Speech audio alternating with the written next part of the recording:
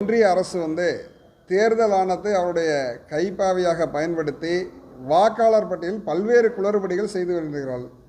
குறிப்பாக 2023ஆம் ஆண்டுக்கு பின்பு அந்த வாக்காளர் பட்டியல் பெயர் சேர்த்துள்ளவர்களுக்கு 12 வகையான ஆவணங்கள் சமர்ப்பிக்கப்பட வேண்டும், இல்லை என்றால் அந்த வாக்காளர் பட்டியலிருந்து பெயர் நீக்கம் செய்யப்படும் என்று அறிவுறுத்தியிருக்கிறார்கள்.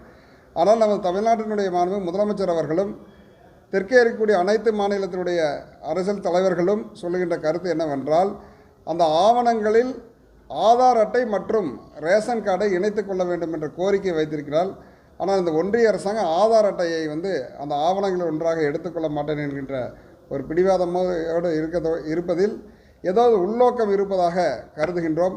இவர்களுக்கான தனியான ஒரு அரசாக இவர்களுக்கு வாக்காளர்களை குறிவைத்து செய்யப்படுகின்ற பணியாக கருதி நமது முதலமைச்சர் அவர்களோட வழிகாட்டுதலோடு நம்ம நாடாளுமன்ற அவையில் தொடர்ந்து அந்த எஸ்ஐஆர் என்று சொல்லப்படக்கூடிய நீக்கப்பட வேண்டும் என்ற கோரிக்கையை நாடாளுமன்ற அவையில் வைத்து வருகின்றோம். இது எதிர்காலத்தில் தமிழ்நாட்டிலும் வடமாநிலத்தில் வசிக்கக்கூடியவர்கள் நிரந்தரமாக வசிக்காதவர்களுக்கும் வாக்குரிமையை கொடுத்து தமிழ்நாட்டினுடைய மக்களுடைய உரிமைகளுக்கு கெடுக்கின்ற வகையில் செய்யக்கூடிய பணியாக இந்த தேர்தல் ஆணையம் செய்கின்ற பணியை பார்க்கின்றோம்.